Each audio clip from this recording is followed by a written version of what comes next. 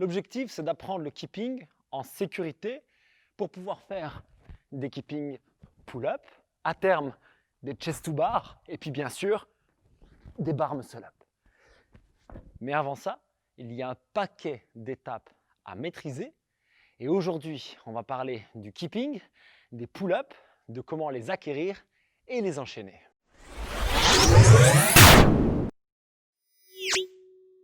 Salut la team, salut les crossfitters. Pour 2021, j'avais vraiment très envie de vous refaire un tutoriel complet sur le keeping. Bien sûr, l'objectif à long terme, comme je le disais, c'est d'arriver au bar muscle up, mais allons étape par étape. Aujourd'hui, on va parler de la sécurité, du renforcement et de la technique pour atteindre les keeping pull-up et les enchaîner proprement. Au passage, sachez que cette vidéo est la première d'une série. Si vous voulez être certain de ne pas manquer les suivantes, pensez à vous abonner à la chaîne et à activer la petite cloche qui va du coup vous apporter les notifications à chaque fois que je sors une nouvelle vidéo. Quand on pense keeping, on pense donc bar muscle up, mais on peut aussi penser blessure et c'est légitime. Le keeping est un des mouvements les plus dangereux pour l'épaule si on n'y est pas préparé.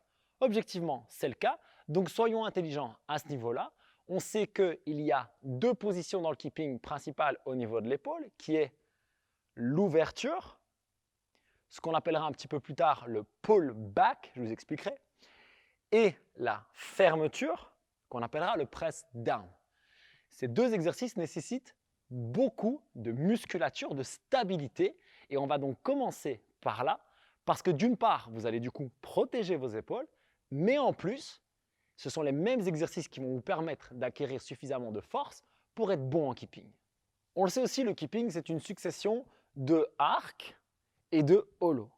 On va donc se baser sur ces deux engagements musculaires différents et l'activation des épaules qui va avec. Pour le premier, passons au sol pour le hollow. Pour le hollow, l'idée, c'est de créer une unité musculaire au niveau des vastes internes, ça veut dire l'intérieur ici des cuisses près des genoux, des fessiers, des obliques et du transverse et des pectoraux principalement. Pour ça, je vais commencer au sol, bras tendus, contracter mes vastes internes, contracter mes fessiers, contracter mes obliques, mes pecs et décoller les omoplates. Simplement apprendre à être gainé comme un bloc. À partir de là, je vais essayer de faire exactement pareil mais avec le PVC pour mimiquer la barre. L'idée, c'est que quand j'aurai la barre, ce que je voudrais faire, c'est vraiment garder les bras tendus et imaginer que je la repousse et que je la tords vers l'intérieur. Comme ceci. Et donc ça, je vais le faire bras derrière moi. D'ici, je vais faire exactement le même engagement musculaire. Vaste interne, fessier, oblique, pec. Et je vais pousser et activer ici, au niveau de mes pectoraux, en essayant de tordre la barre. Je la ramène vers l'avant. Et je crée vraiment ce bloc de tension musculaire qui va être super utile en suspension. Je suis allé vite d'une étape à l'autre, mais il est important que vous puissiez tenir au moins 20 secondes avec la bonne tension musculaire constante pendant ces 20 secondes. Une fois que c'est fait, on va venir en suspension à la barre faire exactement la même chose. Au niveau de la suspension, rappelez-vous que vous allez toujours prendre le grip à pleine main. Ça veut dire que je vais venir mettre la main autour de la barre et pas les doigts. J'aurai beaucoup plus de force là en haut. Dans les avant-bras, les biceps, l'épaule sera mieux placée. C'est beaucoup plus intéressant. Je vais donc me suspendre avec ce bon grip. Et à partir de là, le même engagement musculaire. Vaste interne, fessier, oblique et je pousse dans la barre. Et simplement arriver à tenir ici en gainage. Une erreur que je vois souvent là, c'est de monter les jambes. Ça, c'est un L, ce n'est pas un hollow. Le hollow, c'est une banane. Et ce que je veux, c'est le faire avec tous les muscles que je disais, bien contractés. Vaste interne, oblique, pec. Qu'est-ce que je veux ressentir? Que je pousse dans la barre, d'où le press, mais je veux aussi la pousser vers le bas, d'où le press down. On dit souvent press back et honnêtement, ça me pose un problème parce que plus tard, quand on fera le keeping pull-up, on veut aller vers le haut, pas vers l'arrière. Press back, c'est arrière. Press down, ça va me faire pousser la barre vers le bas, mais comme elle ne bouge pas, moi, je vais monter. Idem, ici, vous voulez vous entraîner jusqu'à parvenir à tenir 20 secondes avec un gainage impeccable en suspension. Vous allez avoir énormément d'informations dans cette vidéo. Du coup, j'ai mis au point pour vous une petite checklist PDF avec toutes les étapes à devoir maîtriser une après les autres pour être en sécurité et pour avoir un bon keeping qui vous permettra ensuite de faire votre premier pull-up peut-être et de les enchaîner. On verra ça en fin de vidéo. Si vous voulez recevoir ce PDF avec toutes les étapes bien détaillées et chaque palier à franchir, vous pouvez cliquer sur le lien qui est dans la fiche ici et je le mets aussi dans la description de la vidéo. Dites-moi simplement à quel email vous l'envoyez et je fais ça immédiatement. On a vu la partie hollow press down. Voyons maintenant le arc pull back. Pour ça, il y a deux étapes à comprendre. D'abord celle des fessiers parce que les fessiers vont protéger mon bas du dos et me permettre de faire un arc safe ici sans faire de overarch et donc d'aller faire un creux dans le bas du dos qui peut être dangereux. Et la deuxième chose, ça va être vraiment ce principe de pull back. Ça veut dire que je vais tirer vers l'arrière avec mes bras. Attention, je tire vers l'arrière avec mes bras et pas avec mon torse. Ça ne va pas m'aider du tout. Si je fais un arc ici, j'ai beaucoup moins de force et surtout, je vais faire une hyper extension qui va me faire perdre la tension musculaire et prendre des risques avec le dos. Je vais donc m'entraîner à le faire d'abord à vide, contracter les fessiers, décoller les jambes. Et puis les bras. Et puis si ça va bien, les deux. Bien sûr, je peux le faire avec le PVC. Je prends le même grip. Et idem, d'abord les fessiers, les bras. Et si ça va bien, les deux en même temps. Vous voyez un très léger décalage. C'est d'abord mes jambes et puis mes épaules. Ce n'est pas exactement comme ça que ça va se passer à la barre. Mais l'avantage, c'est que ça me permet de vraiment bien sentir mes fessiers et du coup de commencer l'exercice par ces muscles-là au lieu de les démarrer dans le bas du dos.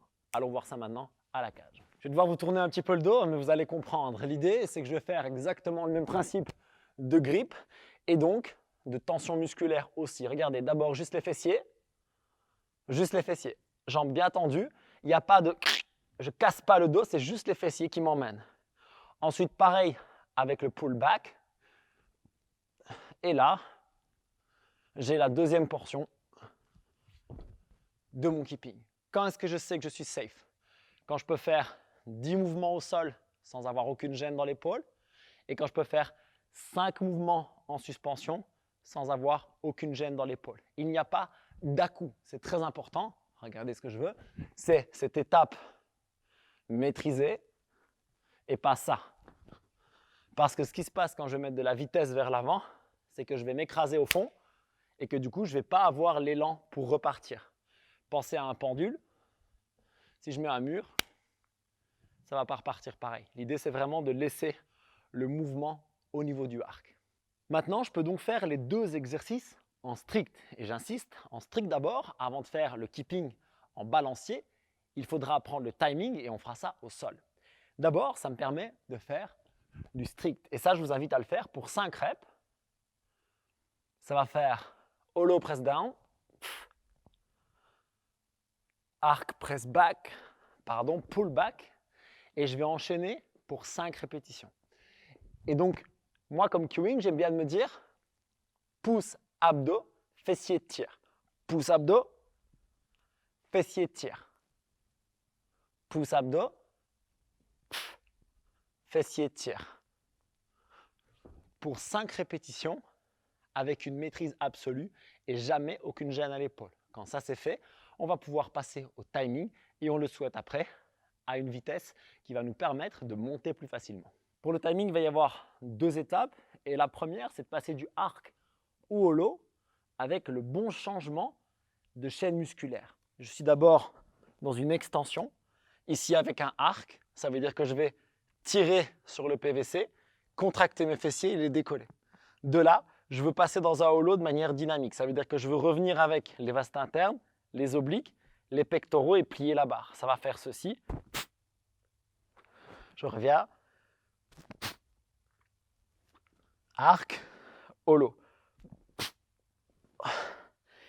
Et le fait de passer de ce arc à ce hollow de manière dynamique, très musculaire, c'est vraiment ça qui va me donner de la vitesse, en plus du kick qu'on va voir maintenant en suspension. Il est temps maintenant de tout mettre ensemble, en tout cas cette partie-ci. Et donc, on va partir sur le changement de vitesse qui va être lent pour le arc, dynamique pour le hollow. Ça veut dire que je vais tirer avec du contrôle et exploser pour le press. So, n'oubliez pas, fessier tire, holo pouce, fesse tire, abdos pouce, fesse tire, abdos pouce. Et là, vous avez le départ du keeping. Pensez toujours bien à pousser sur la barre vers le bas et à activer les fessiers dans le arc. Il n'est absolument inutile de chercher à faire de l'amplitude ici, des grands mouvements comme ça, parce que ce qui va se passer, je le disais, c'est que vous allez avoir d'abord des problèmes au niveau du dos, et en plus le fait que vous n'ayez pas de tension musculaire, ça va vous empêcher d'avoir vraiment cet effet élastique qui est que lorsque j'ai une bonne tension ici dans le arc, c'est beaucoup plus facile de repartir. C'est vraiment pam, cet effet élastique. Je n'ai pas de meilleur mot, vous allez le ressentir si vous engagez les bons muscles au bon moment. À cette étape-ci, il va falloir ajouter le timing et l'explosion au niveau des hanches pour aller plus vers le haut. Et l'autre chose qui va nous aider à monter plus facilement, ça va être ce press down avec plus de force. Alors pour ça, je vous invite très simplement à faire un renforcement musculaire de ce press down à la barre. Et cet exercice de press down strict, vous allez pouvoir le faire avec l'élastique ou à vide. Si vous êtes déjà capable de le faire à vide, c'est absolument idéal. On va vouloir faire des séries courtes et très intenses. Suspension, un super holo et presser vers le bas avec le plus de tension musculaire possible dans les pectoraux, les abdominaux et les vastes internes. C'est toujours la même chaîne de tension qui va nous permettre de rester bien gainé, vous voyez, et de monter comme un bloc. C'est vraiment ça. Et je ne veux pas la sensation de reculer, je veux la sensation de monter. Je vous le remontre une fois. Je veux la sensation, pas de reculer, mais de monter.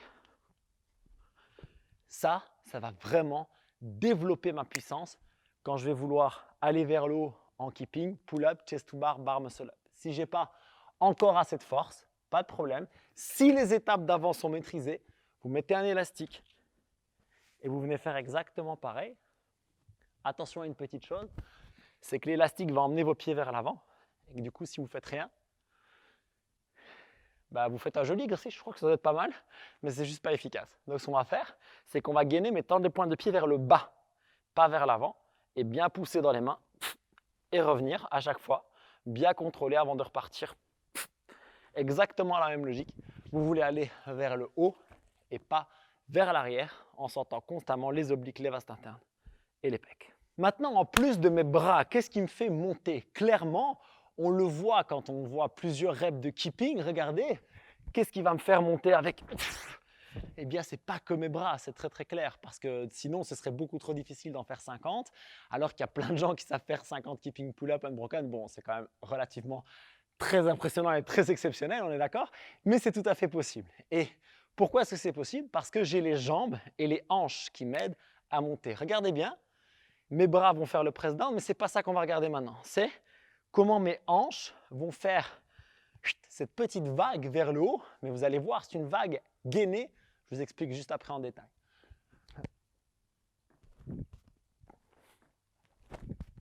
Je pense que vous voyez mes hanches qui me propulsent vers le haut et qui font que finalement mon tirage en bras est vraiment très très limité.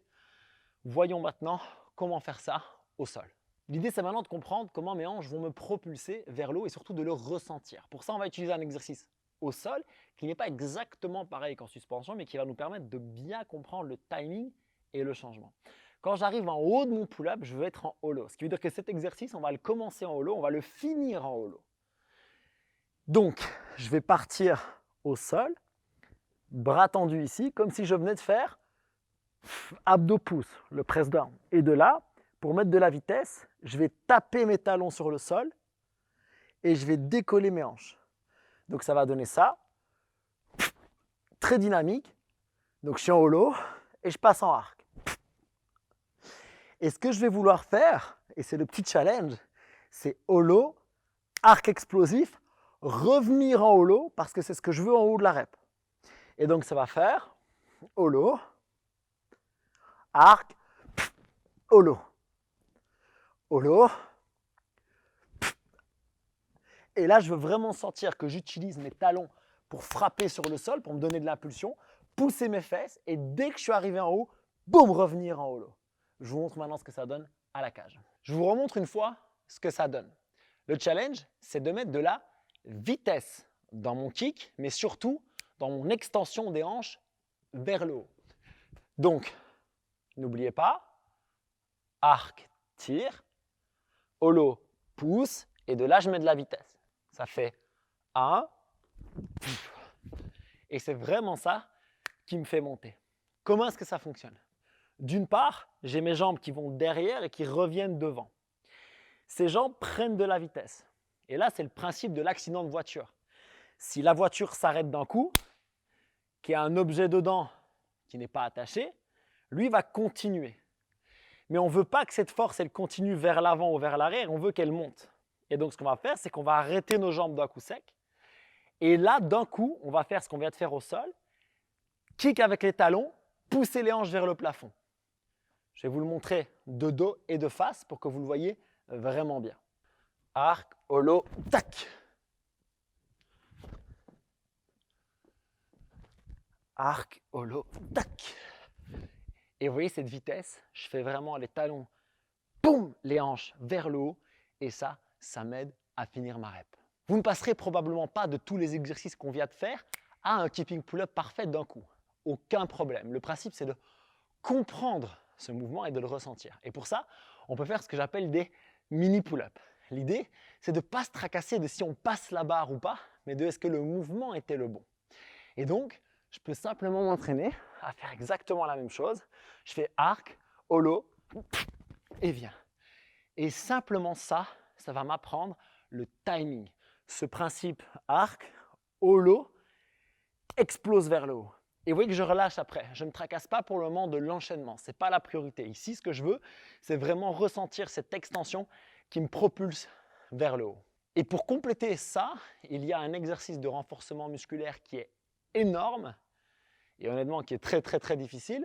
D'ailleurs, je vais d'abord vous le montrer avec l'élastique. Pour augmenter votre force vers la barre et en vous éloignant de la barre, ce qui sera très intéressant pour l'enchaînement des keeping pull-up, vous pouvez passer l'élastique et faire ce qu'on appelle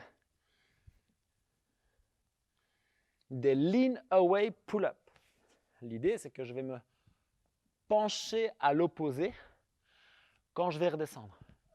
Donc, je vais monter dans ma traction et de là, je vais apprendre à me repousser jusqu'à revenir. Ici, je le fais avec l'élastique, mais si j'ai déjà la force pour le faire sans, c'est très bien aussi. Le principe reste exactement le même. Je suis en holo en haut, je reste en holo, je me repousse jusqu'à arriver en bas. Et si je peux, j'enchaîne. Le principe est d'avoir de la maîtrise du début à la fin et de freiner jusqu'au dernier centimètre parce que la tension musculaire doit être présente là aussi. Parce que soyons clairs, on a parcouru un paquet d'étapes et il en reste très peu. D'ailleurs, je vous rappelle que si vous voulez recevoir le PDF avec toutes ces étapes super détaillées, vous pouvez cliquer sur le lien qui est dans la description et je vous l'envoie. Comme ça vous fait un pense-bête et ça vous donne aussi un plan d'action pour votre progression. Une fois que tout ça c'est fait, en fait, il faut faire des keeping pull-up. Et ce qu'on va faire, c'est qu'on va commencer par en faire un et relâcher. Donc, de la même manière que les mini pull-up, on va faire un complet, arc, holo, extend et relâche. Dans un premier temps, je vais faire ça et je vais m'entraîner, vous voyez, à revenir bien au bon endroit. Et puis l'étape d'après, ça va être pareil, mais je vais apprendre à me repousser. Et je ne vais toujours pas enchaîner, je vais faire qu'une rep. Arc, holo, explose, et là, je me repousse et je me relâche. Et donc, ce que j'apprends à faire ici, c'est à me repousser de la barre en restant holo pour pouvoir reprendre l'élan pour la rep suivante. Et si maintenant vous pouvez bien vous repousser et que vous arrivez en maîtrise là en bas, eh bien il est temps simplement d'aller rechercher le arc suivant.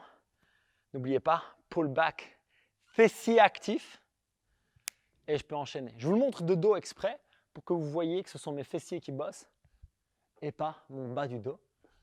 Je n'ai pas besoin de beaucoup d'élan. À partir du moment où j'ai une belle tension musculaire, je peux enchaîner.